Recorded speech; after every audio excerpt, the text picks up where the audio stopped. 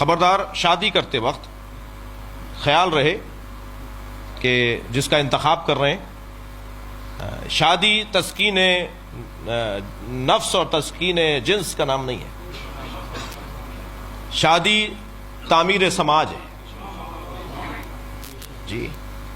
اور اچھی طرح سوچ سمجھ کے، گوری چمڑی کے اوپر نہ جائیے گا، چال ڈھال پہ نہ جائیے گا جی. کردار دیکھیے گا، اور سب سے بڑا کردار حب زہرا ہے.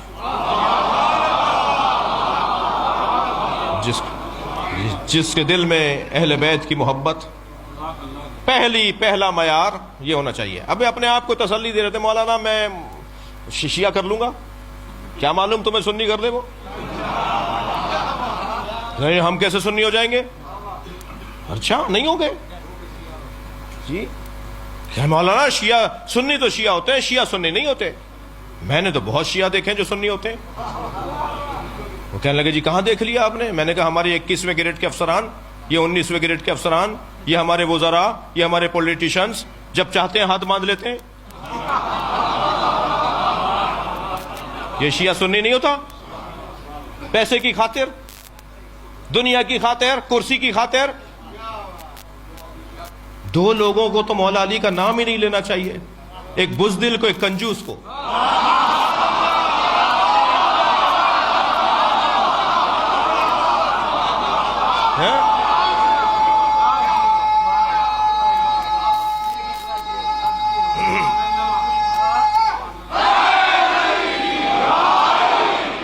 کیا بات ہوئی؟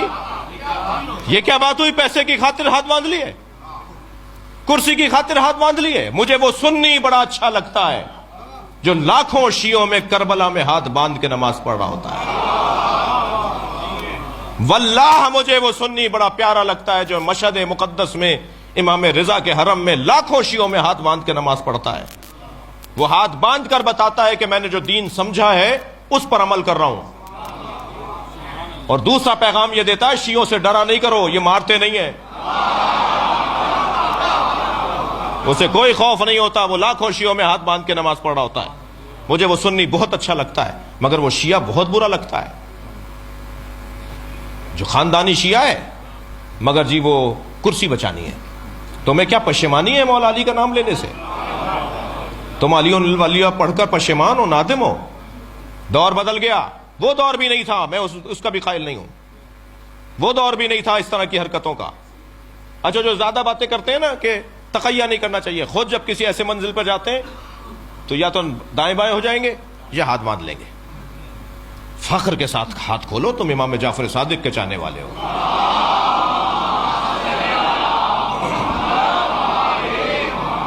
جی اگر ابھی تک بات سمجھ میں نہیں آئی ہے تو وہ علیحدہ بات ہے، سمجھ لینا چاہیے کسی کے پاس جا کر کہ بھئی ہاتھ کھولتے کیوں ہیں ہم. ایک بہت بڑے سیاستدان ہیں، شیعہ ہیں، خاندانی شیعہ ہیں، دادا پردادا سے شیعہ ہیں، وزیر بھی رہے، پاکستان کی کئی پوسٹوں پر وزارتوں میں رہے. پچھلے دنوں انہوں نے مجھ سے کہا کہ جی میں سجدہ نہیں رکھتا کیونکہ نبی نے خاک پہ سجدہ، کربلا تو نبی کے بعد ہوئی ہے تو نبی نے پھر خاک پہ سجدہ تو نہیں کیا ہوگا، وہ تو کربلا کے بعد خاک آئی ہے. میں نے کہا یہی آپ کی غلط فہمی ہے. اور اچھا اس ٹائپ کے جو لوگ ہیں نا ان کے مزاج میں بولنا ہے، سننا نہیں ہے. اپنے آفسوں میں بیٹھے ہوتے ہیں، اپنے ماتحتوں کے ساتھ زیادہ رہتے ہیں، تو بول بول کر ان کو اتنی عادت ہو گئی ہے کہ دوسرے بھی چپ رہتے ہیں کہ بھئی انہیں کو بولنے دو، تو وہ سننے کے تو عادی نہیں ہے. تو خدا کے لیے اچھا الحمدللہ اس وقت ہماری یہ پوزیشن بھی ہے کہ پاکستان کے جنرل، پاکستان کے وزراء، پاکستان کی شخصیات، تھوڑا سا دل ان کا ہمارے اوپر آیا ہوا ہے تو ہم بھی اپنا کام پورا کر رہے ہیں. تو وہ کہنے لگے جی میں سجدہ نہیں رکھتا. تو میں نے کہا آپ شیعہ نہیں ہے؟ کہنے شیعہ ہوں، کھلا شیعہ ہوں، عزادار ہوں، ماتمی ہوں، گھر کی عزاداری ہے، خاندانی عزادار ہوں، خاندانی شیعہ ہوں، سجدہ نہیں رکھتا. میں نے کہا کیوں نہیں رکھتے؟ کہنے نبی نے کس پر کیا ہوگا سجدہ؟ میں نے کہا خاک پر. کہنے کربلا تو نہیں تھی؟ میں نے کہا کربلا تھی. کربلا تو حضرت آدم کے زمانے سے ہے. کربلا کی زمین پر تو حضرت آدم کو اللہ نے بھیجا، حضرت نوح کو بھیجا، حضرت ابراہیم کو بھیجا، ہر نبی کو کربلا بھیجا، اور ہر نبی کا ایک قطرہ صحیح کربلا میں گرایا. ٹھوکر لگی، سر پھٹا، گھٹنا چھلا، پیر کے انگوٹھا چھلا، خون کا ایک قطرہ ضرور نکلا ہے ہر نبی کا. اور جب وہ پوچھتے تھے یا اللہ ہم سے کوئی خطا ہوئی ہے، کہ نہیں خطا نہیں ہوئی، حسین کا خون یہاں گرے گا، تمہارا ملا رہا ہوں. ہاں، تو پہلی بات تو یہ کلیئر رہے کہ کربلا امام حسین نے ڈھونڈی ہے، کربلا نے حسین کو نہیں ڈھونڈا ہے. کربلا پہلے سے تھی. رہ گئی بات خاک پر سر رکھنے کی، تو نبی نے خاک پہ سر رکھا. صحیح بخاری کی روایت، صحیح مسلم کی روایت، وَجُعِلَتْ لِيَ الْأَرْضُ سُجَّدًا، اللہ نے میرے لیے خاک کو سجدگاہ بنایا ہے. یہ صحیح بخاری کی روایت، صحیح مسلم کی روایت. محدث دہلوی تو شرح صحیح بخاری کے اندر حاشیے میں لکھتے ہیں کہ جو شیعہ حضرات ٹکیا بنا کر اس پہ سر رکھتے ہیں نماز میں، سجدے میں، شیعہ حضرات جو مٹی کا ڈھیلا رکھتے ہیں، یہ نبی کی سنت پہ عمل کرتے ہیں. جی ہاں، صحیح بخاری کی شرح میں لکھا ہوا ہے کہ شیعہ نبی کی سنت پہ عمل کرتے ہیں. تو خاک پر سجدہ تو سرکار بھی کرتے تھے. پھر میں نے ان کو ایک مولا علی کا فرمان سنا دیا، جس کے بعد ان کا پیغام آیا کہ جی اب کلیئر ہو گیا اور اب میں سجدگاہ رکھا کروں گا.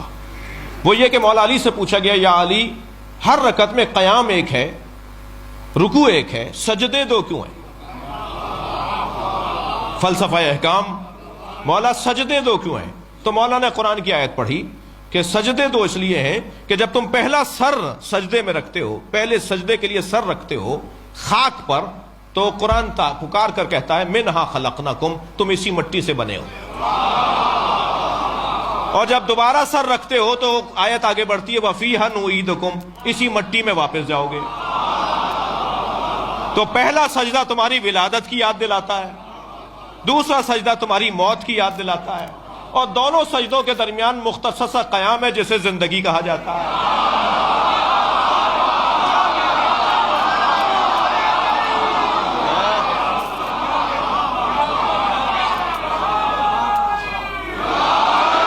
بہت عمدہ، بہت شکر گزار ہوں. بس ایک جملہ میرا بھی اس میں، مولا کا فرمان یہاں رک گیا. یہ جو دو سجدوں کے درمیان مختصر قیام ہے، اسے زندگی کہتے ہیں، جو استغفار پر مشتمل ہے. صلوات پڑھیں گے محمد و آل محمد پر.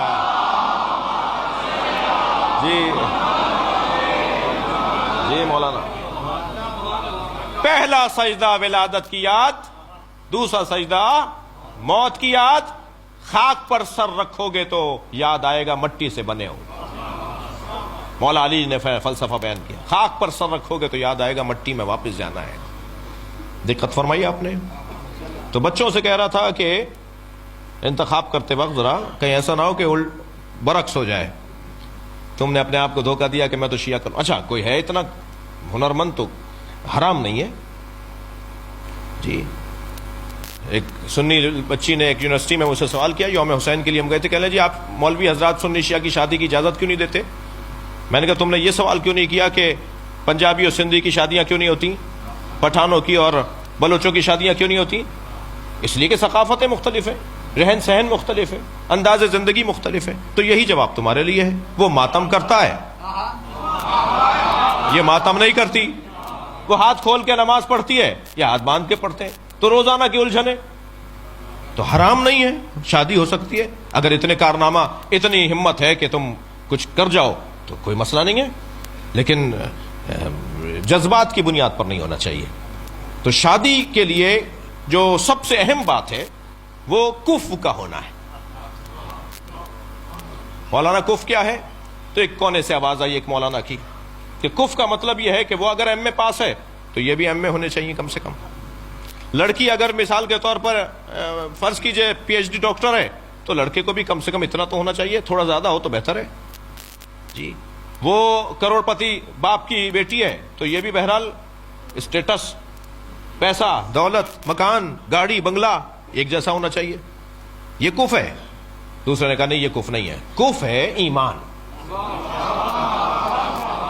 دونوں کا ایمان اچھا ہونا چاہیے.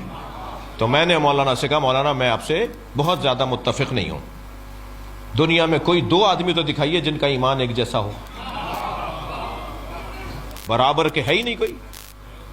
جی، پھر تو کسی نبی کا کف نہیں تھا. کسی میں دم ہے کہیں حضرت ختیجہ، حضرت ابو ذر اور حضرت سلمان کا ایمان ایک جیسا نہیں ہے. تو ایمان ایک جیسا کیسے ہوگا؟ تو یہ مجھے اپنے آپ کو سمجھانے کے لیے تو بہت اچھا ہے، قریب تر تو آ گیا ہوں، لیکن یہ آئیڈیل بات نہیں ہے.